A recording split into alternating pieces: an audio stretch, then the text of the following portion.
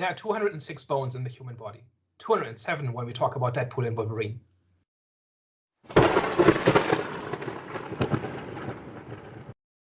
Hello, everyone. Welcome back. We are back. The Eye of the Storm podcast. You know what? I'm excited about this, but we're just going to before we get straight into the main discussion, as I know why you people are here, let's just give you a lot of movie recommendations. So, guys, quick. What's the best recent thing that you've seen? I'll keep it short. This week, I watched Goodbye Lenin, which is a German comedy from 2003. It's probably one of the most well-known, somewhat recent German movies. And what's it essentially about? It's about this family in East Germany in 1989, just before the collapse of East Germany. And the mother has a heart attack and goes into a coma, wakes up again after 8 months. And during that time, East Germany has collapsed and everything has changed. And the doctors tell the children, any kind of shock or upsetting news will kill your mother. And so the son decides to recreate East Germany in her bedroom, right? Everything from clothes to food to he makes fake newspapers, everything, just to keep the illusion going that nothing has happened. And obviously that's a very improvised lie. And every time a crack forms in it, he has to fix it with another lie, and that has to be fixed with another lie, and it gets out of hand very quickly. And it's this great satire of how East Germans kind of experienced reunification 30 years ago, and how it wasn't all positive and it wasn't all negative, but it was just this big momentous event that different people had very different reactions to. And the movie kind of satirizes that entire topic, how people reacted to it. How it worked out for some, how it didn't work out for some, how some people were just unable to move on. It's just great. It's just satire done right, because like there's a humanity to it, there's a dignity to it, there's layers and symbolism and all those good things, but it's also just a very human story about a son who wants to protect his mother.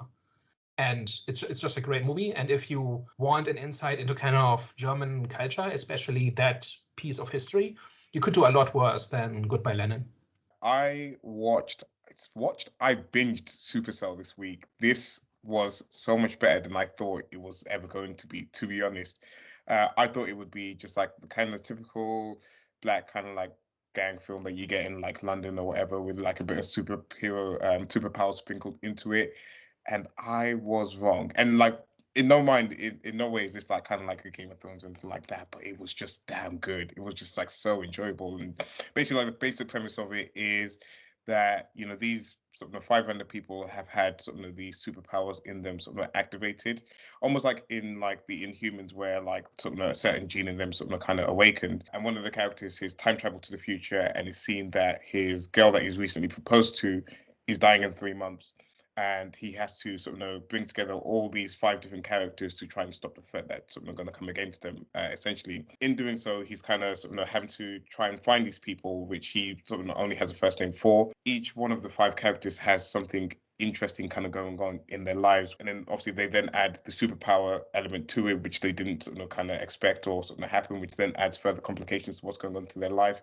As well as then this guy popping up and trying to recruit them and sort of say that, you know, they need to come together to stop. It was just entertaining. It was just good. I literally started it on Friday night and was like, by Saturday morning, I was like, I need to finish the series. Like, it's only 6 episodes. And I was like, I need to know how it ends. And the ending doesn't go as you would expect. And I can't wait for season 2. Let me just quickly get into mine because I'm actually excited to get to Deadpool. Cool. I watched Doom. It was starring a few notable actors like Dwayne Johnson and Carl Urban, the guy that's in The Boys. By the way, The Boys ended amazingly. That being said, this is literally a quick synopsis. Space Marines are sent on a mission to Mars. They try to investigate what the hell's going on, and then the mission is jeopardized because there's a bunch of, I don't know if they're monsters. They look like they're monsters, but yeah, the monsters go on the killing spree. Like, I was on a hunt for group survival movies. If you guys do not know, group survival theme is one of my favorite themes of all time when it comes to movies. So I was literally just on a hunt and I came across Doom. I actually watched it a long time ago before, but I forgot. Like, I literally forgot everything about it. So I felt like I was watching it fresh because it wasn't great, but it was good fun. If you are like me that loves group survival type films, Doom is definitely one I would recommend. All right, cool. The main event. I've been waiting for this one, boy. Danny G. Yeah. Synopsis. Okay, how do I summarize Deadpool and Wolverine? So this is the 3rd Deadpool movie starring Wolverine and Deadpool. It's the first one in the MCU, kind of. The story is basically that Deadpool wants to be an Avenger but doesn't have what it takes to be a hero, and then he gets recruited by the, what are they called, the time, what's the V stand for? Time variance the Time Variance Authority from Loki, who basically want to hire him as somebody to save the universe. Basically, when he finds out that that involves his timeline being destroyed, he goes rogue, gets together with Wolverine, gets banished into this kind of pocket dimension where all the discarded Marvel characters go, and then they fight their way out. That's basically the plot. This movie was very sincere in the best way possible, and it took me 2 viewings to understand it. So the first time I watched it, I was a bit mixed on it. I was a bit like, it was cool, like it was like funny, like this movie is flipping hilarious.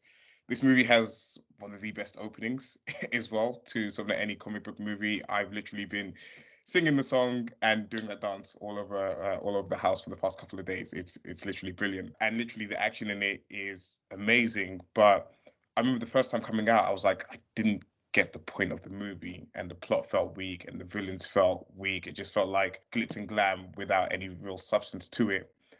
And then I watched it for the second time, and I watched it with different expectations than I did going into it the first time, and I just understood it a lot more. I understood kind of like the themes that they were kind of going with. I understood like the messaging, and it then kind of like recontextualized, the villains and stuff like that as well in the movie. And I was like, okay, it's not what I was expecting, but for what they were trying to go for, I think it was pretty amazing. So that's my overall non-spoiler thoughts. Okay, I haven't said this word for a superhero film since the Avengers. This was a great movie. Hey man, villain threat was on 9,000. The humor was hitting, didn't feel like it was overdoing. And I think something which people complain about when it comes to Deadpool's character is it can get a bit annoying, right? Sometimes he does overdo it when he's talking to the camera a lot, etc. But this one, it felt like there was a good balance due to Wolverine's addition into the film. Fight scenes amazing overall. This movie, of course, it had its problems, but this is the spark that Marvel needed. You know what I'm saying? This is definitely the spark that Marvel needed. Just in terms of getting back not even into the race, because it's technically they're the only ones in the race when it comes to the whole superhero genre, but just getting back, the love that they originally had with obviously Avengers and all the movies before that. So yeah, this movie was a great movie.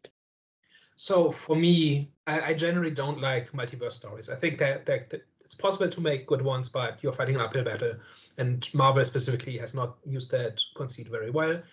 I also care mostly about story and character in a movie. Both of these things are big strikes against Deadpool 3. Like, the story is definitely its weakest point, and it makes heavy use of the multiverse, and I still liked it. So I think the humor for the most part is great. I think the cameos for the most part work because they are integrated into the story. The jokes for the most part land. There are some pretty great action scenes, and I'll go into detail in that in the main section. I think the ending is garbage. It doesn't make any sense, I think. And if you saw more of a point to the story in the second viewing, we could talk about that. But I think the ending is just a way to end the movie. It's not great. Also, I think this movie is in one league with Endgame in the worst way, which is that it's an event before it is a movie, and seeing it in the theater once is the point of the movie, as opposed to a story to experience and really get engaged with. So with Endgame, I saw it once in theaters and I've not seen it again. And that's mostly because it's mostly about being a victory lap for the MCU. And I think this is mostly a eulogy for Fox X-Men and a way to prove to audiences that there is still life in the superhero genre. But as a movie, it's not that great. That's my bottom line. Oh, wow. How did you guys feel? Let's talk about it.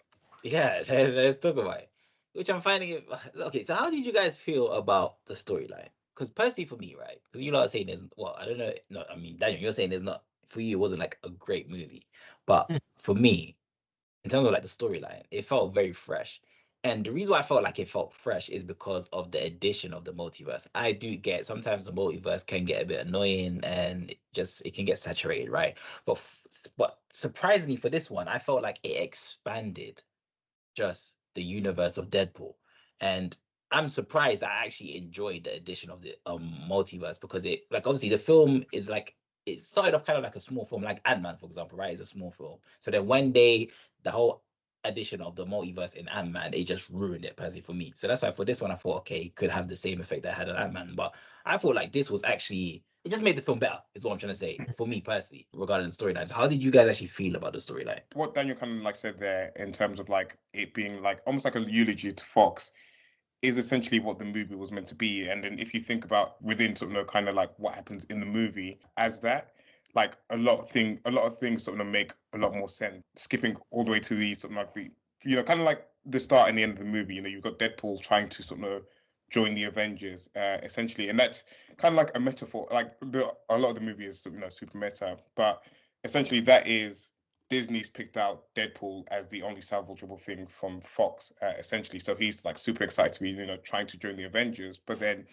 what he realizes is that everything that he's come from before that is going to die. Like all the memories he's made, you know, except for Wolverine in this particular instance. Well, we don't know. I kind of see it as it's probably the end of sort of Hugh Jackman, and he just kind of came on for one last ride, essentially. But it's not super clear by the end what they, you know, hoping to do. But essentially, he's in a situation where he's kind of like reminiscing on the past and, you know, everything that's kind of like come before, and, you know, it's difficult for him to kind of like take that jump to Disney without sort of kind of like trying to save or salvage or like kind of like remember what happened, you know, previously with Fox, which is then skipping to the end is where I'm a little bit confused, and I can maybe agree with you where it's like it's not super clear what they were kind of trying to do, essentially, in terms of like, did he sort of, you know, save the Fox universe? Because they talked a lot about like the anchor being and sort of needing sort of, you know, an anchor being in the universe, or the universe is going to slowly die again. Sort of, you know, Wolverine being the anchor being for Fox is sort of kind of again meta, because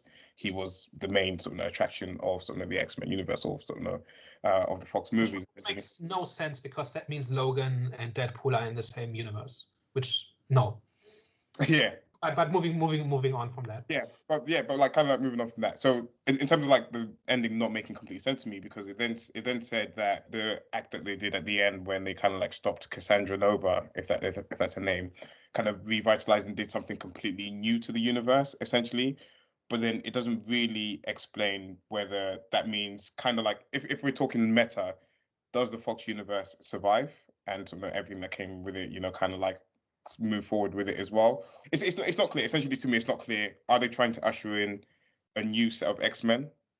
Is Deadpool gonna sort of kind of like now jump to some of the MCU?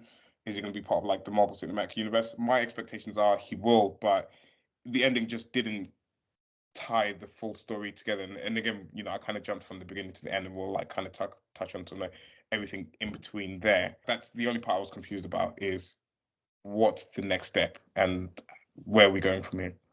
So a lot of people have been watching. So I watched this a week ago because of scheduling worked out.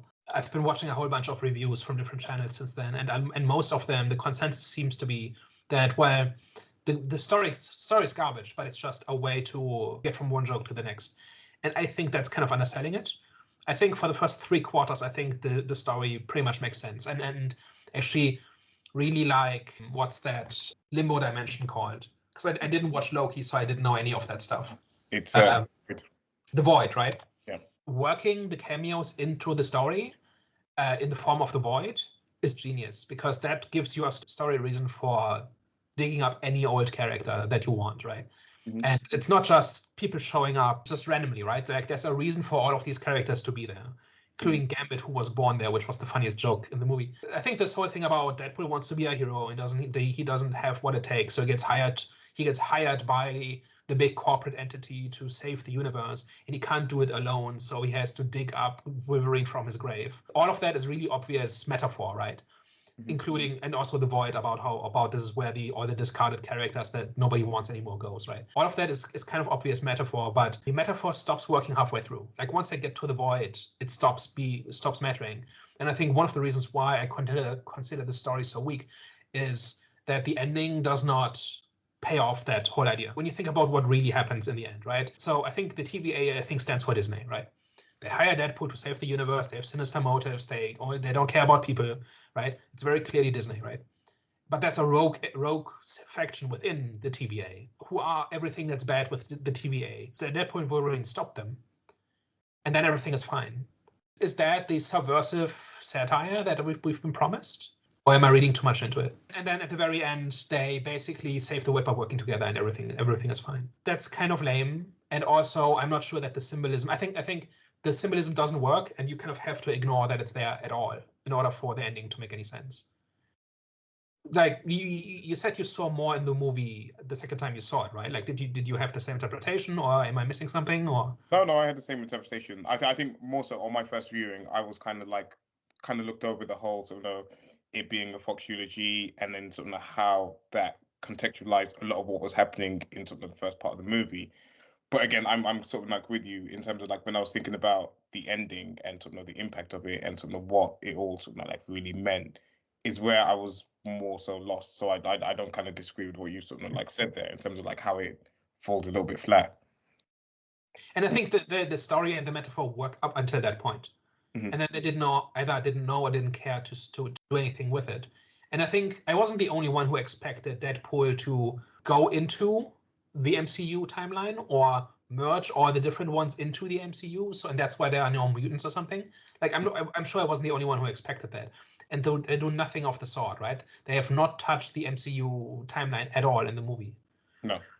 I'm not even clear on what happens to the people in the Void. I think they don't get addressed at all, right? The Deadpools are defeated, but all the people stuck in the Void, does anything happen to them? Yeah, they didn't cover everyone in the Void, or just like the characters that we saw, like Blade and stuff. Well, in general, what happens to people in the Void now? Oh, people in the Void go there to die. Essentially, like that big alive monster. Essentially the Void is meant to be the end of time, which is what sort of Kang created, sort of where to like prune all branches of timelines where he might possibly sort of come back again and sort of start the Kang multiversal war. This is where it pays to watch all the stuff with Disney. Essentially, so the Void is kind of like the end of time where they prune everyone, they prune all these timelines to go to the end of time, and then Alive pretty much comes and sort of kills everything that's there essentially. But there are like people that manage to sort of survive, as is shown in the movie, kind of like manage to survive and thrive essentially in the Void. So the other part that this raises another question to me is, if the TVA has gone in a new direction, because like in the Loki series, it was very much you prune anything that wasn't part of the sacred timeline. So anytime a new branch line, anytime a timeline branched, you'd prune it, send it to the end of time. But in this new one, they're saying that they're allowing things to branch out, and they're managing all the different branches in the timeline. But then that should then mean that you should kind of maybe start to put people back where they were, that you sort of sent to the Void. There should have been some type of hint to like a cleaner process of the Void at the end of time on everyone that you've sent there, because you've been doing it for hundreds and hundreds of years. So it's all good that you fixed the timeline and you're allowing it to branch and allowing this multiversal stuff to happen. But then it's kind of bad on TVA to like literally leave everyone that has been pruned previously in the Void. Is that a happy end? Not completely.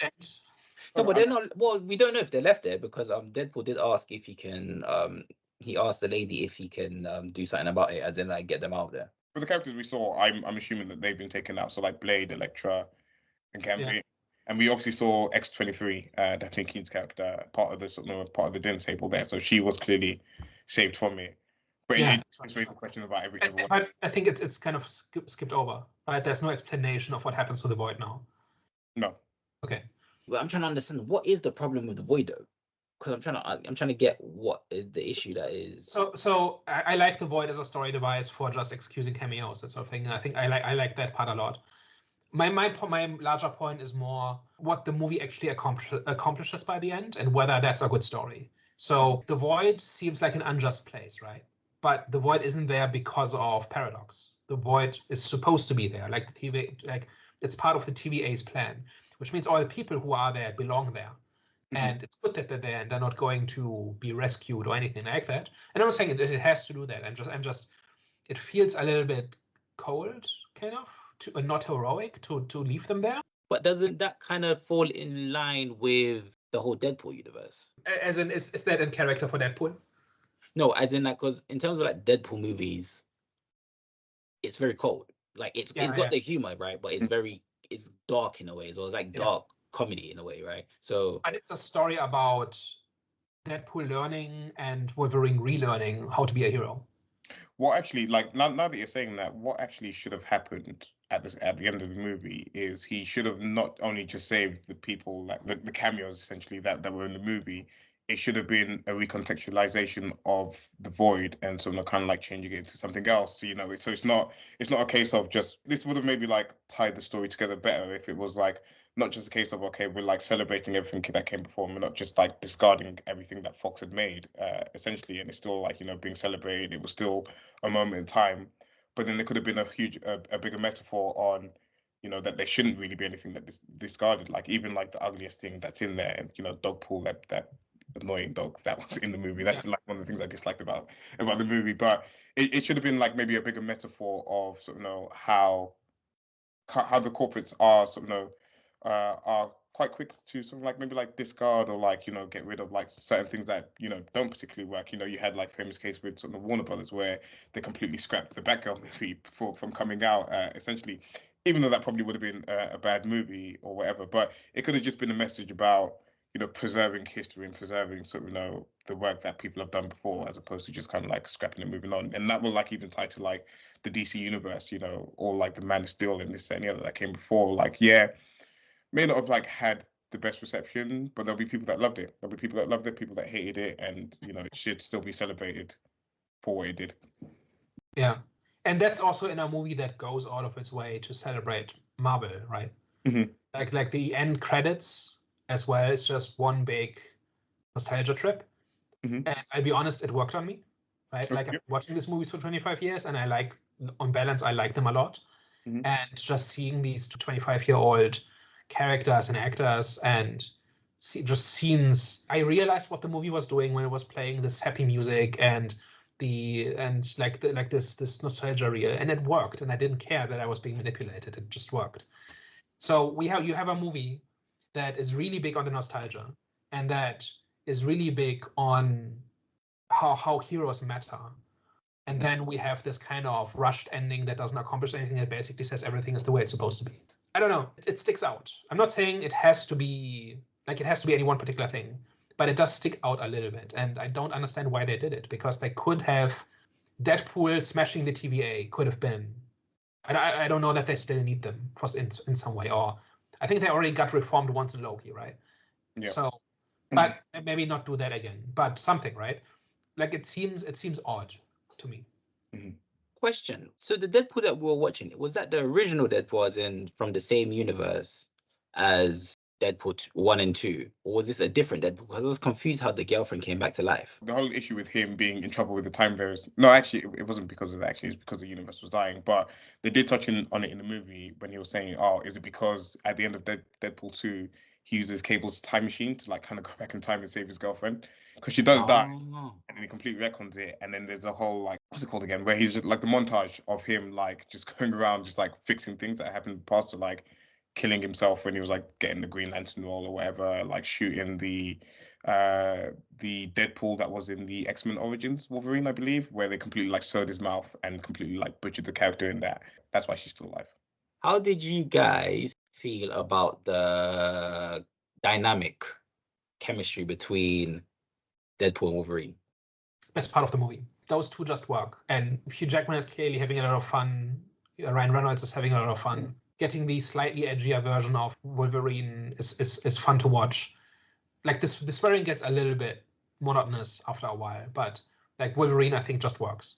The dynamic between those two, I think, is really great. The fact that they have to work together and stick together, but at least Wolverine can't stand Deadpool, but has to put up with him. A lot of comedy comes out of that. Deadpool being a Wolverine fanboy just works, doesn't get old. That was the right choice to bring Wolverine into this.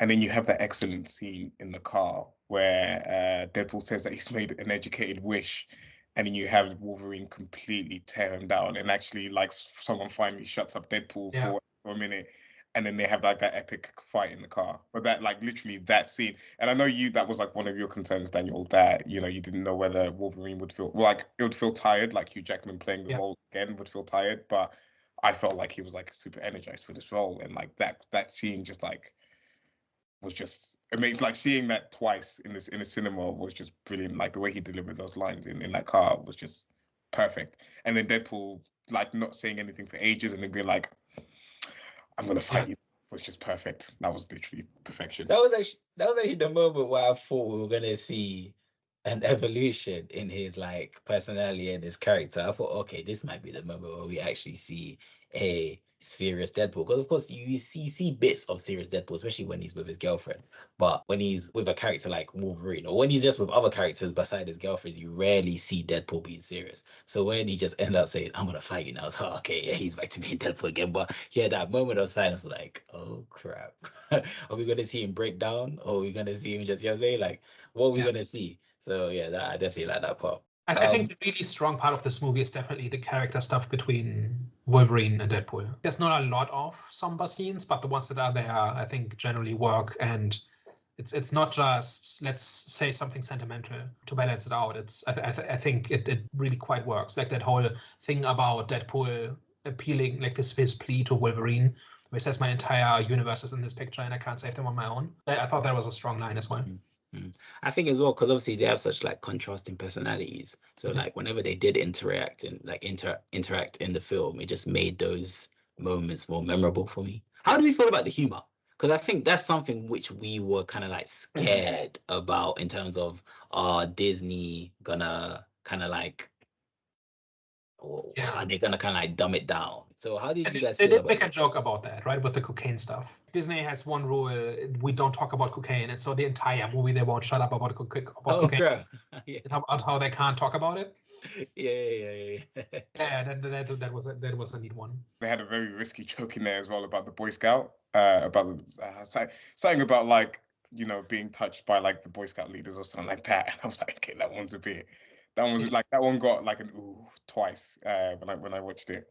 Although generally, I think the humor is pretty calculated. It felt a bit like a celebrity roast, right? Where technically they're insulting the famous person, but it's all above the line and it's all careful and everybody is deliberately not going somewhere where it could actually hurt, right? So the jokes about how now that we got you back, they're going to make you do this until you're 90.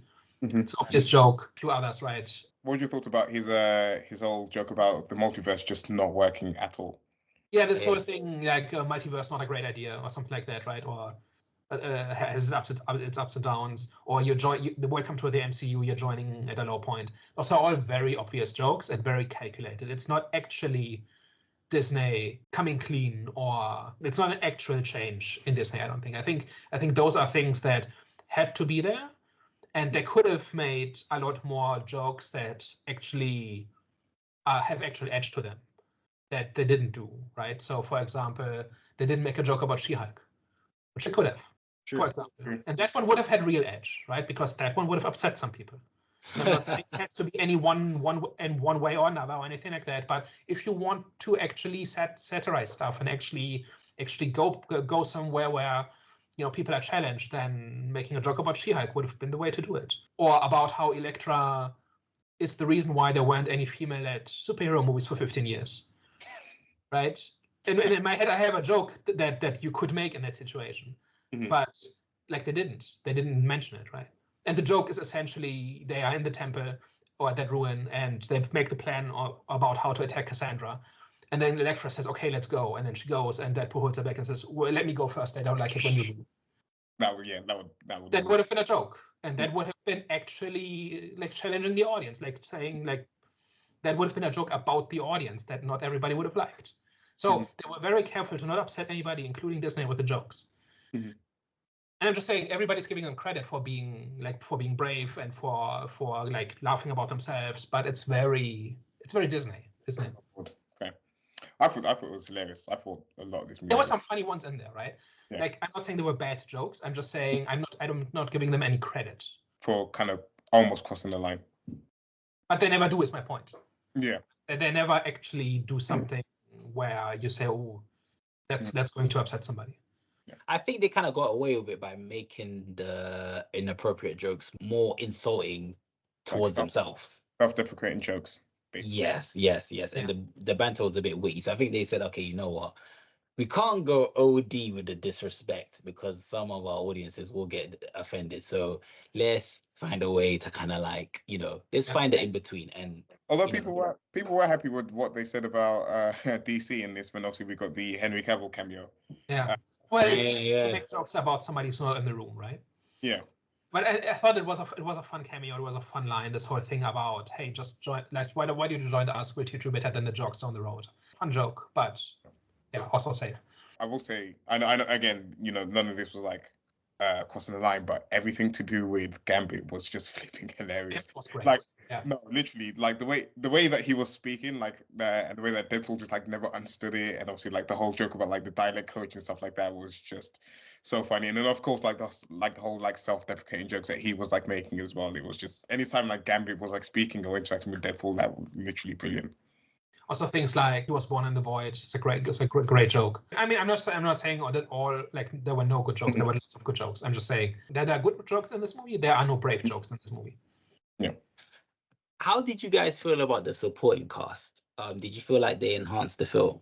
As in, like, for example, like the Blade, what's his name again? Gambit, whatever his name is. What's his name? Gambit, Elektra. Yeah. How do you feel about their addition to the film? So I like the Blade movie, so I'm happy he was there. He got some good lines. This whole thing, only ever gonna be one Blade. That's a great one. I think that one is, I think, the closest to speaking kind of truth to power kind of thing. Because like there's no good reason for why there hasn't been a Blade movie. Elektra, like they just couldn't find a way to make Elektra interesting. Well, it's Gambit. Gambit was great. That was kind of like the highest hit rate in terms of jokes that landed, I thought. Mm-hmm. X-23 as well, which kind of added like a little bit more of a emotional support for Wolverine in this movie over anything.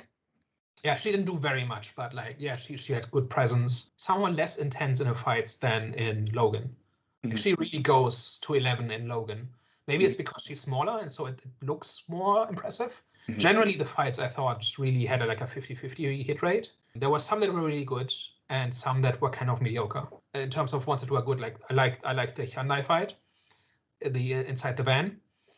Oh yeah, that was just a great like a creative use of environment. The one in the beginning where he literally beats people to death with Wolverine's skeletons. Did you not think that one was a little bit brave? In terms of like people were like so not like upset, but they were like so concerned about them kind of retconning what they did in Logan and like messing up his like perfect ending, and they just literally start the movie by digging up the course and him beating up the TVA agents with it. I thought that was brilliant as well. And outright saying, "How do you think we're going to do this without disrespecting Logan? We're not." Yeah, it was perfect. Yeah, that was perfect. Like I wasn't upset by it. Like I have a problem with it if you actually undo like character arcs and plot like that I liked, right? Yeah. But that didn't happen here. For one, because it was a different Wolverine, right? Yeah. Like nothing that happened in Logan was undone. And the fact that he digs up his corpse is first of all, it's hilarious. And then the fact that he beats up the TVA agents with Wolverine's bones is also hilarious. So I don't see anything to be upset about there. No, it was more so before the movie. I don't think many people have said it after it, but it was like more so when they were bringing back Wolverine, people were like, "Oh no," but like Logan was a perfect ending. But again, I didn't see anything wrong with it. I thought it was like. And I think you had to go for that joke because Logan was such a good ending. Like you couldn't undo that. You couldn't undermine it, and you don't undermine it if you make a joke out of it. So I think they did exactly the right thing. One fight scene that didn't work for me at all was the attack on Cassandra's castle, because they literally just drive up, get out of the van, and then fight. There's nothing else to it. And I don't think the fight. I don't even think apart from Blade actually, because Blade's one was like really good. And just to touch on that as well, when he came through, I was genuinely surprised with that one. I was like, "Yo, like Blade's here." Do you mean when he was shown for the first time? Yeah, just doing like a quick callback, like that was like brilliant. But in terms of like that particular, I wasn't like super impressed by like. I know people like were like wowed by Gambit. I didn't think it was like that impressive, like the whole like kind of like fight sequence there. But the only part I did like in that was actually like just like anytime like Blade was kind of like messing shit up on there. Yeah, I know it was fine, but it was literally just standing in a circle fighting. Yeah. And the fact that some of them got beheaded, well, that's nice, but it's not interesting choreography, right? There was nothing, like they didn't use any of the powers in interesting ways. There was nothing about the set piece that was memorable. It was literally just two groups fight, and they did that in Civil War in the airport fight, where they literally just ran at each other and just fight. But then they broke off into smaller sub scenes. Each one made unique use of the different powers, and here they just punch each other and stab each other. And I thought that was really weak. That scene also wastes one of my favorite Blade lines, which is the one about ice skating uphill. I use that one at work all the time, and like just in everyday conversation.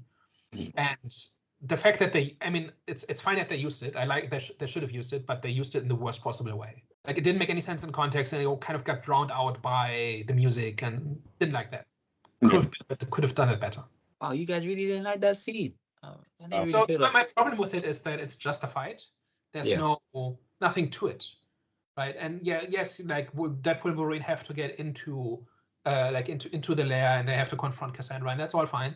But couldn't you have come up with some interesting ways to use these powers? Like X-Men specifically, X-Men fights are all about the powers, right? Like Days of Future Past is one of these where like one of them makes the portal and the other jumps through, or like the teleporters like Azazel and Nightcrawler. X-Men fights specifically are all about the powers. So how come you have a room full of X-Men characters and none of them do interesting things other than Azazel teleports a few times? So just a wasted opportunity. Like not all fights can be 11 out of 10, right? But it's like this is kind of a big one, like in the story. So couldn't you have come up with something interesting? So that was one of the weaker ones, and like about half of them were really good, and half of them were kind of like this. And that was a bit of a shame. I was going to say, I know you said that you liked how overpowered Cassandra Nova was, but I thought that it just made for less interesting fights between the two. Just because you didn't really get any like really good fight scenes between like Deadpool Wolverine and Cassandra Nova. It was like she could literally kill you in an instant if she wanted to, but she was just like literally just toying with them. And I'm never a fan of like either a hero or a villain being that overpowered where literally you can't touch them for nothing at all. Like you literally can't do anything to them. Unless you put this like MacGuffin like helmet on them where it like blocks their powers essentially. But it just seemed like a waste a little bit, and I was actually looking forward to it, when they were like kind of like teasing her and this and the other. Charles Xavier's sort of sister, I didn't know too much about her, obviously, like kind of like going also hilarious that her motive is that she was kind of forgotten and dumped when her father got all the attention. Like that was a neat joke. Yeah, pretty much. But she was just too overpowered. They could have just like toned it down a little bit and just like made that a little bit interesting. But I don't necessarily think I had an issue with that, because you kind of like had to outsmart her. Because obviously we know that Deadpool and Wolverine are known for their physicality, right? So like, okay, cool, they've met someone. Now they're kind of like, because they're not generally the ones that are known to be the thinkers when like in their groups or whatever, right? So now they're forced in a situation where they're gonna have to get out their comfort zone, and they're gonna have to actually like think into how they're gonna have to actually think into how they're actually gonna beat her without their specialities, you know what I'm saying, known for what they're known for. So that's, for me, it kind of took them out of their comfort zone and it brought them into like a new space, which is why I kind of enjoyed like how that kind of went down. I didn't enjoy how she kind of went from like a 360, because it felt like she had like a vulnerable moment when obviously Wolverine had that moment with her where he pretty much told Deadpool not to kill her, and then all of a sudden she went back to wanting to destroy the world. So I was like, okay, that was done a bit abrupt. I get it, like, majority of her life she's been evil, but still I thought there was going to be I thought something was going to come out of that, interaction that she had with Wolverine, that moment. But besides that, I did think the whole like her being, I didn't necessarily have an issue with her being that powerful, because it brought out a side of Wolverine and Deadpool that, just brought them out of the comfort zone. It was refreshing to see. I do feel like that moment was a very good like end to kind of like Wolverine's arc there, where he sort of was the reason why like all the X-Men died in his universe, and he's like kind of like been trying to find a way to like undo it and this and the other, and he had to like kind of like face himself a little bit, and in the end they could have quite easily killed her, but it was a case of what would Charles do, and like him kind of like re-becoming an X-Men, and obviously like he kept the suit on throughout the whole movie as a way to like still feel connected to it, but then that was like just seemed to be the best way to like end it, you know, for him to again feel like an X-Men and doing what sort of Charles had taught the X-Men to sort of to be essentially in his universe. Yeah, and he's kind of like, he's what happens when a bad person runs into Charles Xavier. Mhm. Right? Not that Wolverine is a bad person, but he's not a hero by himself, right? He becomes a hero by being around the X-Men and Professor X bringing out the best in him, right? And Cassandra is kind of the person for whom that is not true, right? You can imagine her being a good person if she had known her brother, right? Because then she would have had the kind of support where she could have afforded to be a good person. And so for the person for whom that worked out, try to really get through to the person for whom it didn't. That I like that quite a bit. Yeah. Can I also say about Cassandra Nova, that thing that they did where she was putting her hand through people's faces was great effect. Was like amazing. Like that was just like so creepy, and it just looked so amazing on screen. Especially when she did it to Paradox, and she's just dragging him by his face. And it just kept going. Yeah, it was just that was brilliant, man. That was brilliant. You find that creepy? How about this? Yeah, pretty much. Question: how did you guys feel about all those Deadpool variants? I like that scene. Like, first of all, I like that they did a hallway fight. Like in Daredevil season 1, they did the hallway fight thing where it's just, and it's an homage to Old Boy, the Korean one, where the character just goes down a hallway and just beats people up and just keeps going, and there's always more goons, and everybody gets tired. And that fight in the alley with the bus, that was shot like the hallway fight. I thought that one was really good, and it just kept going, and they started getting tired, and then they continued, and just generally the whole thing about, like, with Cassandra, you can't just fight her, right? So there can't be a big fight in the end. So the idea of fighting all the Deadpools, I think, works. And you know what's funny about that scene as well is when I found out that the Deadpool of the dog, he couldn't heal himself. When he ended up getting shot, I was like, oh damn, that scene was great. Yeah, for some reason that one, like, whenever Deadpool is involved, you're trained to not take it seriously, right? Because he's just going to heal. Yeah. And you think that's going to happen, and then you get the one Deadpool who can't heal. And it worked in his favor as well, because now he gets to keep the dog. So it was like, and that dog getting abused by him or something? Because it seemed like he was trying to run away from that variant. I didn't catch that. No, I just think the dog just kept running to that other Deadpool for whatever reason, or he just kept like running off and like being found by Deadpool. Maybe it was just his face, because there was a scene. I feel like there's a scene in the end where the dog looked like, you know, it didn't want to go back to the owner, but that could be. Like, there was a thing about how nice pool is not that nice. There's a thing that how nice pool is not that nice.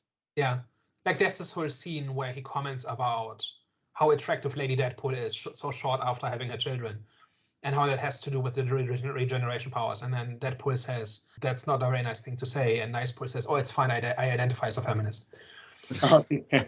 Right? So there was like this creepy vibe about Nicepool, right? He was always nice, and he didn't come across as sincere. So the fact that the dog kind of caught onto that, there seemed to be something going on there. Not that he was maybe abusing the dog or anything like that, but like that Nicepool is not that nice at the end of the day. And you know, the main Deadpool is who the dog wants to be with.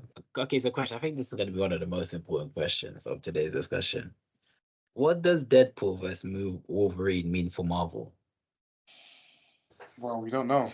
Nothing. Like it seems like it hasn't changed anything. And again, going into it the first time, I had the expectation that it will have some type of impact on the Marvel universe. And I think we, you know, in the discussion that's just come out on Monday, we talked about, I think, Daniel, you mentioned about changing the status quo. It didn't even try.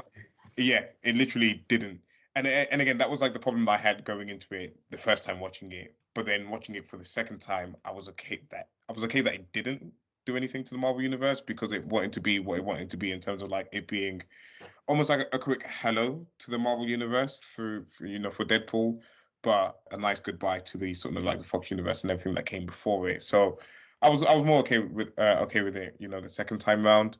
Would have loved to see them build on it. And then we did have sort of a San Diego Comic-Con, which you know, again, I don't think it really expanded on to what's to come next again there, because I think I talked about like it being like a bit of a 1-2 punch. You know, you having Deadpool and then San Diego Comic-Con and creating this massive buzz, which I think is, well, you know, we'll touch on it. You know, Robert Downey Jr. coming back as Doctor Doom for sort of Avengers Doomsday. I feel like they could have got someone else to play it. I don't think it's as desperate as people are trying to make out. Like Robert Downey Jr. is like a fantastic actor, and if they go through like the whole like multiverse aspect of it, sure, but it probably wouldn't have been the choice I'd have made for that particular sort of character. I think it is desperate, and I think there's also a way to make it work. Mm-hmm. I think what they're going to do is they're going to play the Ultron trick again, where they give another character story to Tony Stark in a way that makes it work. Mm-hmm. So Ultron in the comics, not made by Tony Stark, but giving by turning Tony Stark into the one who makes Ultron, makes perfect sense in that character's character arc. Mm-hmm. And it's also one of the greatest stories in the MCU. Like this whole Tony Stark's thing about control and wanting to be the one who fixes everything. That is one of the great, like one of the, if not the best story, then one of the best ones. And I think what they're trying to do is they are making him Doctor Doom in a way where they say, this is the Tony Stark that didn't become Iron Man, and that didn't meet Captain America, and that didn't become an Avenger. On paper, that makes sense. And I think he's going to give a good performance because he plays that character like nobody else. Yeah. I would have just liked to see Doctor Doom. Like Mm-hmm. Doom is one of those. Doom is not just being a genius scientist and wearing the green cape. There's a little bit more to him. And I don't know that all of that carries over. And Tony Stark being Doctor Doom means we won't get Victor Von Doom. Mm-hmm. Ever.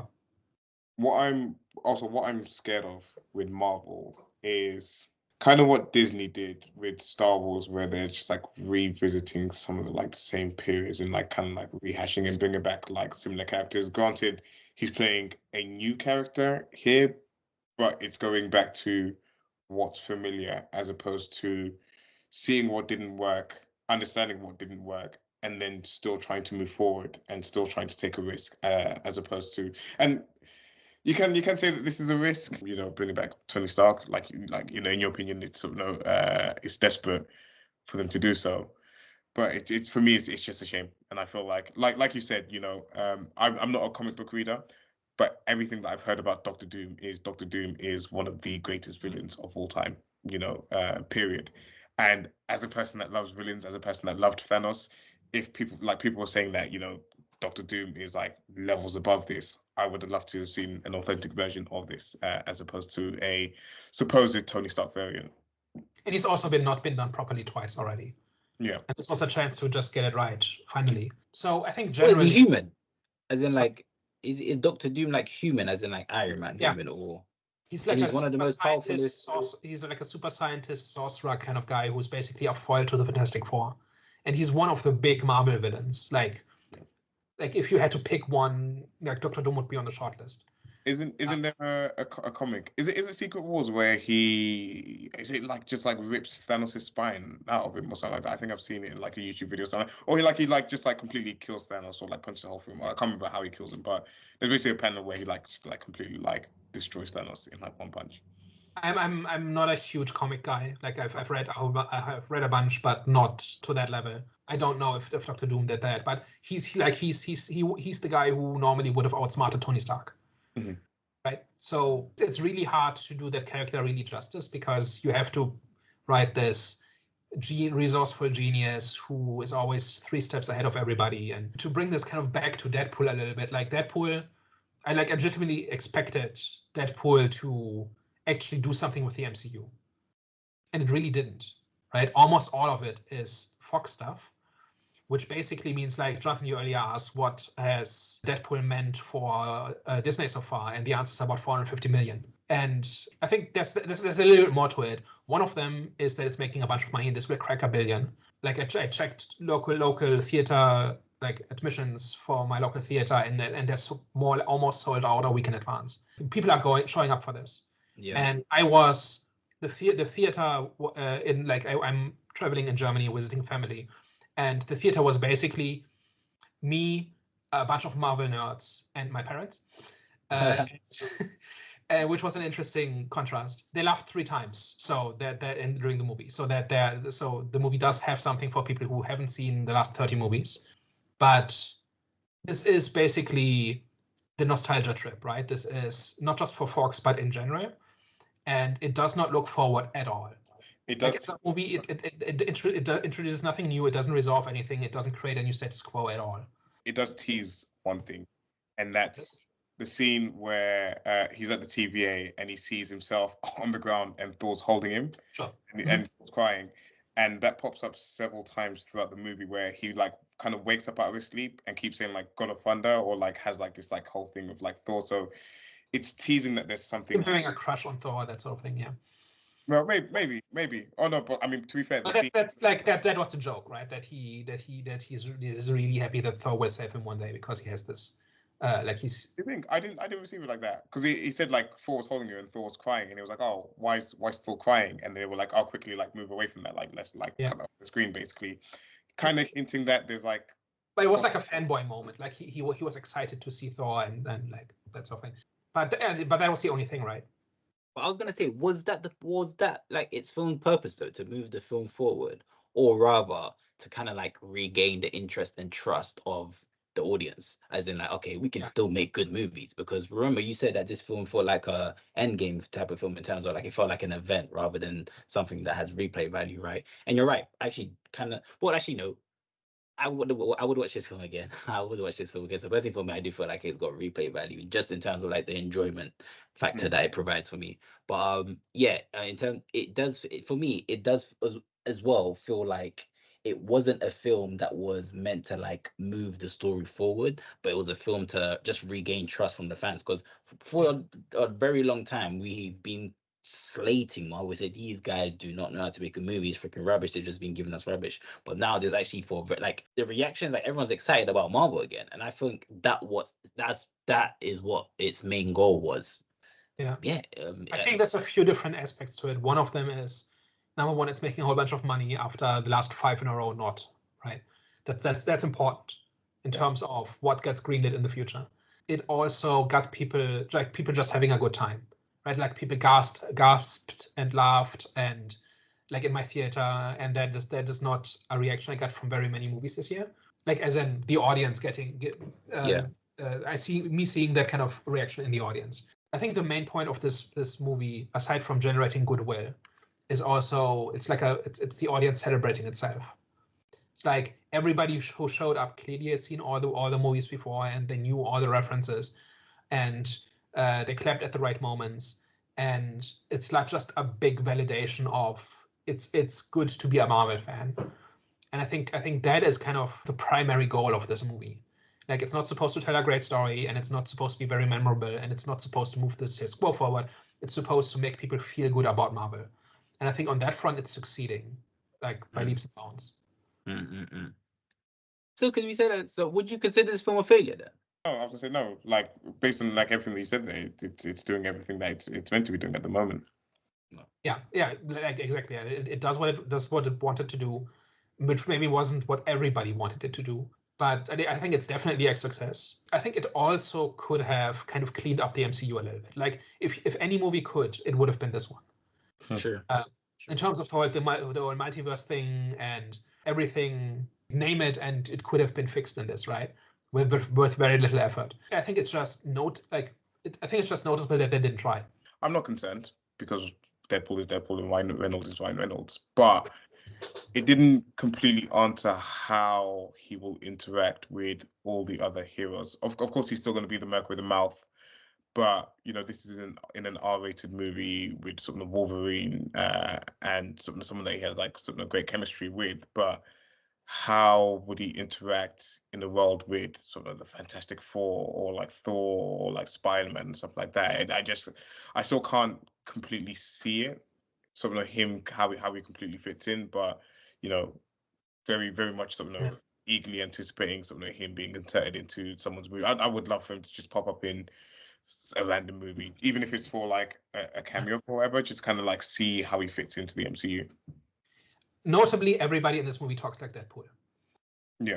Right? Like everybody has the same voice. So everybody else is a character in a Deadpool movie. Mm-hmm. And you're right that it's different if Deadpool now appears in an Avengers movie, because now he can't talk like this and the other characters can't talk like this.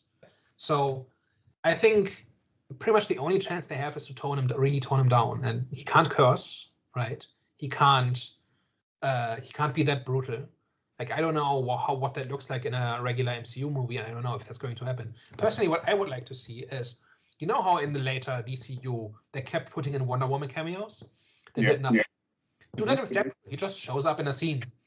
Does looks like, gives somebody a thumbs up and then disappears. Just do that. Make turn him into Stan Lee. Like Stan Lee, or like Wonder Woman showed up in all the Shazam movie, or in the second Shazam movie, did nothing. And just do that. Just do that with Deadpool. Like, don't integrate him with the story, because I think that would just ruin the character. Just have him just be in an elevator or walk down the street or something. Like, so he essentially, what we're saying at the moment is how currently things are.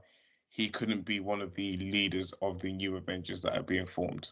I think you would have to turn him into a different character, and that would lose all his appeal. Yeah. Like, you can't do that kind of humor. He can't curse. He can't be as violent. And if you take all of those things away, there's not much left. That you basically got Green Lantern, right? It's still Ryan Reynolds. He's still charming and all of that. But it's not Deadpool. And I don't know how you can do that. Like, can you actually... Like, one of those concerns was with Daredevil, right? Also very, very violent, very gritty. Then started appearing in other MCU stuff, which I haven't seen. And the question is it still the same character, right? If you take out all these distinctive things. Yeah, and I think what Marvel learned with Daredevil and that is that they had to keep to keep the integrity of him. They had to create what did Echo fall under? They created like a new thing, which like kind of like a new branch where they have like kind of like the more mature content, like TV series stuff that they have, where Echo was like. Well, I don't know if it was 18 rated. It was like a lot more mature than like a lot of the other stuff that they were putting out. Yeah, and I think like Daredevil's meant to like fit within that, because like you're saying, they don't know how to incorporate such a like dark gritty character into some of the rest of the shows. And I watched him as She-Hulk, and he's not the same Daredevil as you were getting from the Netflix series at all. And if you have to do that with Deadpool, is there a point? Is it just that Deadpool is in this? Or have you taken away everything that's cool about that? But then that's a challenge. That's a challenge for Ryan Reynolds. Like, how can you keep the essence of Deadpool? Because he's one of those people that were like just completely born to play Deadpool, in my opinion. But how does he keep that essence and make it work in an Avengers movie? I'm sure he'll be in Secret Wars or something like that, and I'm looking forward to seeing how he sort of handles that challenge. And I don't think he'll actually be a regular in those movies. I think he'll show up occasionally, maybe. But I think it would be a huge mistake to just have him be around all the time. I was gonna say, could they afford to do that? Because already he's such a big character. And he's made all the money as well. He's one of. You see, this is where Marvel are in a sticky situation, because in the entirety of Phase 4, you've kind of seen how they've tried to introduce new characters and they haven't completely worked, or they haven't been as big hits with the crowd. You still have your like Doctor Strange, your Thors, etc. that are still like big characters in Spider-Man, but a lot of the new ones that they had introduced either weren't big hits the first time round, or someone like Shang-Chi, you haven't given us enough of him for him to like really stick with the audience. So then you have like Deadpool, who's a guaranteed hit with the fans. Like the concern is that they're going to try and shoehorn him in where he doesn't fit. But, yeah, and the question is also for how long will Ryan Reynolds do it if it's not fun? Yeah. Like, if he can't play Deadpool the way he wants to, will he actually be up for that? That's another question. All right, guys. I think it's time for the last thoughts. Well, we haven't talked about the Chris Evans cameo yet. Oh yeah, my bad. I don't know why I flip-flopped on it when I was watching it the first time. Like I saw it and I was like, is he Captain America? Is he Johnny Storm? Captain America, Johnny Storm? I couldn't put my finger on it until he actually said his flame on it. I was like, okay, that was like the perfect subversion of expectation. That's another layer to it. So in the comics, Captain America goes into exile under the name Nomad, and kind of just wanders the desert for a while trying to find himself. And he wears the exact same costume that he wore in Deadpool Wolverine. So first you think, oh, it's Captain America. Then you think, oh, it's Captain America in exile, and then oh, it's Johnny Storm. Yeah, I think that whole sequence is perfection, including like the after credit scene where it's just Chris Evans swearing for 3 minutes. It's just it's just great. That's just wonderful. Like that's the part where like I think this movie is pretty phony at times when it comes to things like poking fun at Disney and stuff like that. But there, I believe that Chris Evans and Ryan Reynolds cooked up something and had some fun with it for an afternoon. I absolutely believe that. Yeah. Like being able to let go like this after 10 years of playing this very straight-laced character must have been fun. I had one other note, one observation and one question. So the first observation is, I've said before that one of the great things about Deadpool is that they just do stuff everybody is afraid to do or think that you can't do in movies, like Colossus and stuff like that. And here they do everything.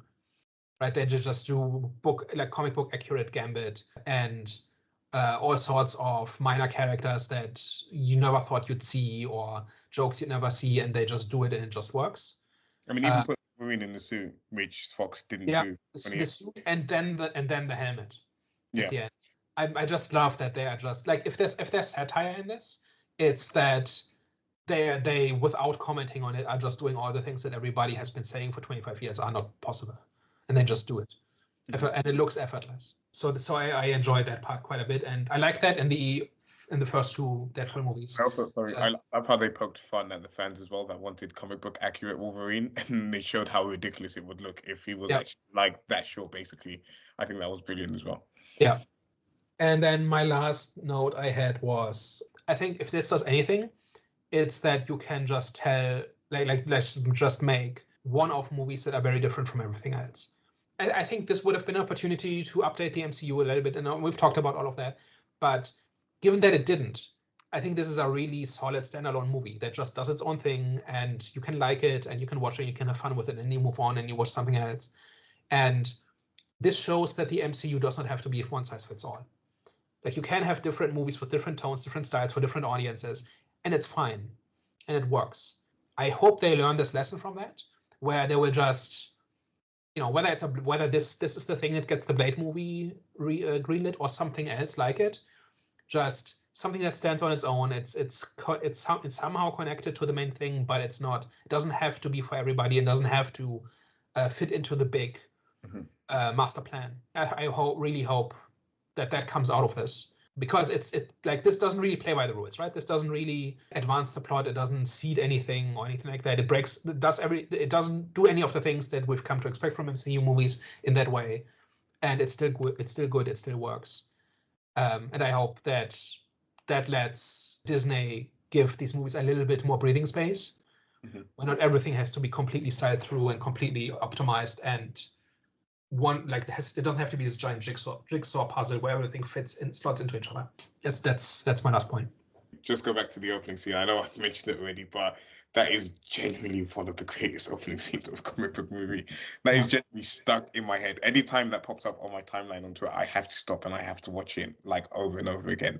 And I have to do the dance while I'm walking around the living room. And I have to play that song over and over again. It's flipping. It's literally amazing. It's brilliant. Talk about setting a tone. Yeah. Literally doing. He just comes out swinging and it doesn't stop. Right. No, pretty much. Like he's literally doing that while desecrating Wolverine's corpse. It's just just great. Hi guys. No, just sorry. We've got time. Let's go for it. I'm upset because like the second time I went to go watch the movie, I was running late, and I said to myself, if I miss the opening sequence of it, I have to go watch this movie again just to like catch it in cinema one more time. Like genuinely, I was like, that's how much I loved it. There you go. That's my last point. I won't say any more than that. I do have one more question. Seeing it the second time, did you notice anything you missed the first time? I think it was just more so like the themes and like just kind of like understanding what was meant to be essentially in the movie. Especially like Paradox. Like Paradox, the first time I watched it, I was like, okay, what was like the point of this character? Like it was a bit like a bunch of nothing. But then the second time watching it and kind of like contextualizing it as like a Marvel exec or a Disney exec or something like that, it just made all the interactions and sort of everything that he was doing just make a lot more sense as opposed to sort of just him being like some random rogue TVA agent. It just made a lot more sense how things were kind of coming across, even like things like the anchor being and stuff like that. Like it just kind of like recontextualized everything and made me appreciate what they were doing more. So are you saying that we would need to watch the movie twice to kind of appreciate more, especially towards Daniel's direction? Would you say if you watched it the second time, he'd probably, I think, feel like the story was a bit better than he thinks now? Yeah, I mean, he might catch something that you didn't catch something like obviously the first time watching it. I think you kind of understand, Daniel, like what the movie was sort of like was trying to be. You just might catch like one or two things that you might have missed. It's very rare for me to want to watch a movie twice, and I do feel like sometimes, especially with movies where you go in there with set expectations. I had the exact same reaction coming out of Endgame. Like I remember coming out of Endgame thinking, this was so pointless. This was like such a travesty after sort of watching Infinity War and sort of like the high that I had coming off of that. But then like watching it a second time, understanding what they were trying to do and understanding it was a bit more of a kind of like a goodbye to like some of these characters and kind of like a bit of a bookend, as opposed to kind of like being this like big grand something like adventure to kind of like cap off the sort of the Infinity Saga. It made me appreciate the movie more. And actually made me love it a lot more than what I did, because like again, like Daniel said, like the two movies are like pretty similar in what they're doing in terms of like you're kind of like jumping from like one big event to the next big event, essentially, and there's like big hooks that they're trying to like get big audience reactions out of, but then there's like it's just like stuff underneath, like this it's like the sincerity and the meaningfulness of like what's being done underneath that makes you appreciate it a little bit more, as opposed to going in there with your lofty high expectations for like really like for whatever you're expecting of the movie. So yeah, for me, watching some certain movies second time with the right expectations makes me appreciate it a lot more. That's good to hear, because that was my concern as I was working out of it, saying I really enjoyed this, and I'd like to see it again because there's so much stuff in there, and there's some great jokes, and all of it, and I just like superhero stuff, and there hasn't been much in the last few years that is worth watching. And I was really just willing to cut this like every slack there is, right? Yeah. But in the back of my head, I was thinking, is this a movie, or is this like a fireworks display? And then watch, like, if you are like every fireworks display I've ever seen, it's boring after about 2 minutes. Yeah. Right. So, and I don't regret anticipating it. I don't regret seeing it. But while I'm seeing it, I'm kind of bored, and I don't need to see the same one twice. And that was kind of my concern with this movie. Like, does this all go to waste because it's just about the cameos and the shock reveals and the jokes that only work once?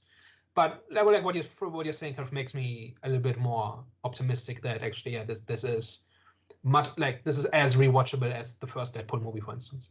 Yeah, I'd be curious to hear your thoughts if you do watch it again, because even like down to the cameos and how like, because when I first watched it, I was like, oh, you've like picked some like interesting cameos to put in there, like considering you had like the whole entirety of the X-Men universe. But then when you kind of like again like recontextualize the void being where like all these like kind of like unloved characters are being sent to like sort of be discarded, etc.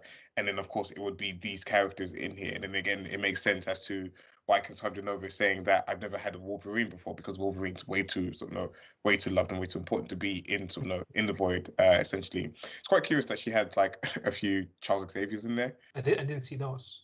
I think she said that. Oh, I've had like a few Charles Xaviers. Oh, she says it. Okay. She does it in the movie. So I was a bit like, oh, maybe it's to do with like sort of like the two different actors that have played him or whatever. It just even like added better context to that and made me appreciate the cameos more the second time watching. One of my favorite cameo gags is Psylocke. You know the story about Psylocke? No. So Psylocke is a relatively minor X-Men character. I think she makes swords with her mind or something. Mm-hmm. And Olivia Munn was like her big goal of what character she wants to play if she becomes successful enough is to play Psylocke. Mm-hmm. And then she gets to play Psylocke, but it's an Apocalypse, the bad one. Yeah. And she's just a henchman, and she just stands in the background looking sinister. And then there's some CGI fights. And then this one, there's a Psylocke in the background. And it's a different actress, but she just stands there in the background looking menacing. But if you watch her, she gives 100%. Like, if I'm going to stand in the background, I'm going to do it like nobody else has done it before. So there's like little stuff in there. Yeah. I'm scared you would ask kind of I was. question in case you attack me again. No, Okay. it just shows that we love these type of movies, man. We love like, and it's funny, you don't just have to have seen 87 movies. You have to have kept up with the news for 25 years. Otherwise, you will not get these jokes. True. Like, Gambit stuff does not work on any other level. You have to have followed, or the Blade stuff about how there's only one Blade. You have to have been reading the news for 20 years. The joke about Daredevil as well, apparently like Daredevil being killed off and like Elektra being like, oh, it's okay, because obviously her and what's his name again? Ben Affleck had like that like ugly like split or whatever like that. So even like stuff like that, it's just like, you know, being in the know of that, which is like hilarious. It's like at least 2 jokes about Ryan Reynolds' wife. In there, yeah. I can't She plays Lady Deadpool, and he talks about how much he enjoys watching Gossip Girl, which was her first big role. Yeah. You don't just have to know like the genre and the movies you have to watch. You have to know you have to basically like there's so many different things you have to know to get this movie. Which not sure it makes it a good movie, but like if you get it, it makes you feel like you're part of the crowd, right? Last thoughts. Yeah, go on. Cool. Last thoughts, guys. This is it's a beautiful movie. It's flipping hilarious. It's entertaining as hell. It's emotional in the right places as well. Takes our characters on a good enough journey. Again, you know, with some of these blockbusters, we just ask, you know, again, if you just want to be a pop flick, just like put enough in there in the story for it to like make enough sense, and it does that really well.